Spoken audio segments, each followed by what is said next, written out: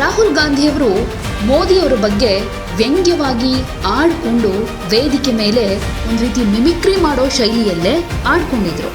ಮೋದಿಯವರ ವಿದೇಶಾಂಗ ನೀತಿಯ ಬಗ್ಗೆ ಪ್ರಶ್ನೆ ಮಾಡಿದ್ರು. ಮೋದಿಗೆ ಅಪ್ಪುಗೆಯೇ ವಿದೇಶಾಂಗ ನೀತಿ ಅಂತ ವ್ಯಂಗ್ಯ ಮಾಡಿದ್ದ ರಾಹುಲ್ ಗಾಂಧಿಯ ವಿಡಿಯೋ ಸೋಷಿಯಲ್ ಮೀಡಿಯಾದಲ್ಲಿ ಸಾಕಷ್ಟು ವೈರಲ್ ಆಯಿತು. ಇದಕ್ಕೆ ಈಗ ಬಿಜೆಪಿಯ ಬೆಂಬಲಿಗರು ಸೇರಿದ ಹಾಗೆ ಬಿಜೆಪಿಯ ನಾಯಕರೆಲ್ಲ ರಾಹುಲ್ ಗಾಂಧಿಯ ವಿಡಿಯೋ ಹಾಕಿ ಟಾಂಟ್ ಕೊಡ್ತಾ ಇದ್ದಾರೆ. ಈ ಸಂದರ್ಭದಲ್ಲಿ ಕೆಲವರಂತೂ ಸೋಷಿಯಲ್ ಮೀಡಿಯಾದಲ್ಲಿ ರಾಹುಲ್ ಗಾಂಧಿ ಅಜ್ಜಿ, ಮಾಜಿ ಪ್ರಧಾನಿ ದಿವಂಗತ ಇಂದಿರಾ ಗಾಂಧಿ ಅವರ ಹಳೆ ವಿಡಿಯೋಗಳು, ಫೋಟೋಗಳನ್ನ ಹಾಕಿ ಟಾಂಟ್ ಕೊಡ್ತಾ ಇದ್ದಾರೆ. ಇಂದಿರಾ ತಾವು ಪ್ರಧಾನಿಯಾಗಿದ್ದಾಗ ಜಾಗತಿಕ ವೇದಿಕೆಯೊಂದರಲ್ಲಿ ಕ್ಯೂಬಾ ಅಧ್ಯಕ್ಷರಾಗಿದ್ದ ಫಿಡೆಲ್ ಕ್ಯಾಸ್ಟ್ರೋರನ್ನ ತಬ್ಬಿಕೊಂಡ ವಿಡಿಯೋವನ್ನ ಶೇರ್ ಮಾಡಿ ಇದು ಸರಿನಾ ಅಂತ ಕೇಳ್ತಿದ್ದಾರೆ. ಕೇವಲ ಇಂದಿರಾ ಗಾಂಧಿ ಮಾತ್ರ ಅಲ್ಲ, ರಾಹುಲ್ ಗಾಂಧಿ ಕೂಡ ಈ ಹಿಂದೆ ಭಾರತ್ ಜೋಡೋ ಯಾತ್ರೆಯ ಸಂದರ್ಭದಲ್ಲಿ ಮಹಿಳೆಯರನ್ನ ತಬ್ಬಿಕೊಂಡ ವಿಡಿಯೋಗಳನ್ನು ಶೇರ್ ಮಾಡಿ ಅವರ ಕಾಲೆಳಿತಾ ಇದ್ದಾರೆ. ಹೀಗಿರುವಾಗ ಬಿಜೆಪಿಯ ಸಂಸದ ನಿಶಿಕಾಂತ್ ದುಬೆ ಅಂದ್ರೆ ಯಾವಾಗಲೂ ರಾಹುಲ್ ಗಾಂಧಿ ಅವರ ಬಗ್ಗೆ ಸಾಕಷ್ಟು ಟೀಕೆ ಮಾಡ್ತಾ ಇರ್ತಾರೆ, ಅವರ ನಡೆಯನ್ನ ಕಟುವಾಗಿ ಖಂಡಿಸ್ತಾ ಇರ್ತಾರೆ. ಇನ್ನು ಈ ವಿಚಾರ ಬಂದ್ರೆ ಸುಮ್ಮನೆ ಇರ್ತಾರಾ? ಈಗ ನಿಶಿಕಾಂತ್ ದುಬೆ ಅವರು ಬ್ಯಾಕ್ ಟು ಬ್ಯಾಕ್ ಪೋಸ್ಟ್ಗಳನ್ನು ಹಾಕ್ತಾ ಇದ್ದಾರೆ ಸೋಷಿಯಲ್ ಮೀಡಿಯಾದಲ್ಲಿ.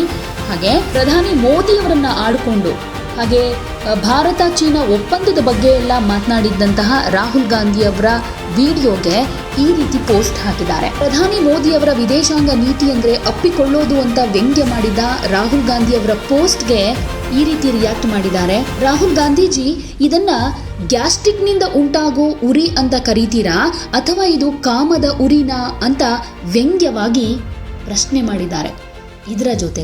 ಇದರ ಜೊತೆಗೆ ಕಾಂಗ್ರೆಸ್ನ ಕರಾಳ ಅಧ್ಯಾಯ ಅನ್ನೋ ಶೀರ್ಷಿಕೆ ಅಡಿಯಲ್ಲಿ ಒಂದಷ್ಟು ಉದ್ದವಾದ ಪೋಸ್ಟ್ ಹಾಕಿದ್ದಾರೆ. 1947 ಆಗಸ್ಟ್ 14 ಇದೇ ದಿನ ಹಿಂದೂ ಮುಸ್ಲಿಂ ಹೆಸರಲ್ಲಿ ನಮ್ಮ ದೇಶ ವಿಭಜನೆಯಾಯಿತು. ಪಾಕಿಸ್ತಾನ ಪ್ರತ್ಯೇಕ ರಾಷ್ಟ್ರವಾಗಿ ರೂಪುಗೊಳ್ತು. ಒಪ್ಪಂದದ ಪ್ರಕಾರ ಇದು ಇಸ್ಲಾಮಿಕ್ ಗಣರಾಜ್ಯವಾಯಿತು. ಆದರೆ ಮತ ಬ್ಯಾಂಕ್ ರಾಜಕಾರಣಕ್ಕೆ ಜಾತ್ಯತೀತ ರಾಷ್ಟ್ರದ ಹೆಸರಲ್ಲಿ ನಾವು ಪಾಕಿಸ್ತಾನಕ್ಕಿಂತ ದೊಡ್ಡ ಮುಸ್ಲಿಂ ರಾಷ್ಟ್ರವಾಗಿ ಮಾರ್ಪಟ್ಟಿದ್ದೀವಿ ಅಂತ ಅವರು ಆರೋಪ ಮಾಡಿದರು. ಪ್ರಧಾನಿ ಆಗಬೇಕು ಅನ್ನೋ ನೆಹರು ಅವರ ಮಹತ್ವಾಕಾಂಕ್ಷೆ ಮತ್ತು ಎಡ್ವಿನಾ ಮೌಂಟ್ ಬ್ಯಾಟನ್ ಅವರೊಂದಿಗಿನ ಸಂಬಂಧದಿಂದ ಪಾಕಿಸ್ತಾನ ಎಂಬ ಅಪಾಯಕಾರಿ ನೆರೆಯ ರಾಷ್ಟ್ರ ಶಾಶ್ವತವಾಗಿ ಸೃಷ್ಟಿಯಾಯಿತು ಅಂತಾನು ದುಬೆ ಹೇಳಿದ್ದಾರೆ. ಸ್ವಾತಂತ್ರ್ಯ ಹೋರಾಟಗಾರ ರಾಮಕೃಷ್ಣ ಡಾಲ್ಮಿಯಾ ಅವರು ಜಿನ್ನಾ ಅನಾರೋಗ್ಯದಿಂದ 1 ವರ್ಷದ ಒಳಗೆ ನಿಧನರಾಗುವ ಸಾಧ್ಯತೆ ಇದೆ.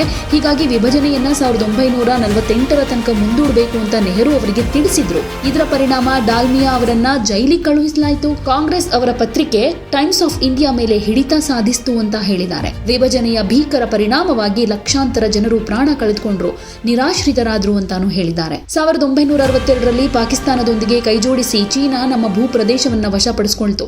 ನಂತರ ನಾವು ಅಮೆರಿಕದ ಮೇಲೆ ಅವಲಂಬಿತರಾದ್ವಿ. ನಮ್ಮ ಭದ್ರತೆ, ದೂರವಾಣಿ ವ್ಯವಸ್ಥೆ, ರಕ್ಷಣಾ ವ್ಯವಸ್ಥೆ ಹಾಗೂ ರೇಡಿಯೋಗಳ ತನಕ ಅಮೆರಿಕಾಗೆ ಮಾರಾಟ ಮಾಡಿದ್ದೀವಿ ಅಂತ ಹೇಳಿದ್ರು. ಅಮೆರಿಕಾಗೆ ಮಾರಾಟ ಮಾಡಿದ್ದೀವಿ ಅಂತಾನು ಆರೋಪ ಮಾಡಿದ್ದಾರೆ. ಹಾಗೆ ಇದರ ಏಕೈಕ ಉದ್ದೇಶ ಒಂದು ಭಾರತವನ್ನ ವಶಪಡಿಸಿಕೊಳ್ಳೋದು.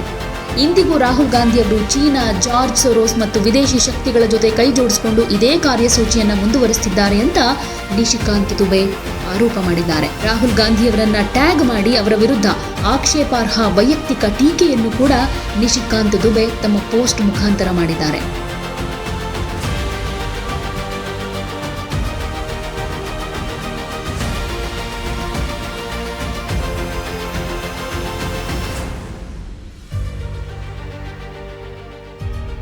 माइंड में घुस गया कि फॉरेन पॉलिसी इज दिस.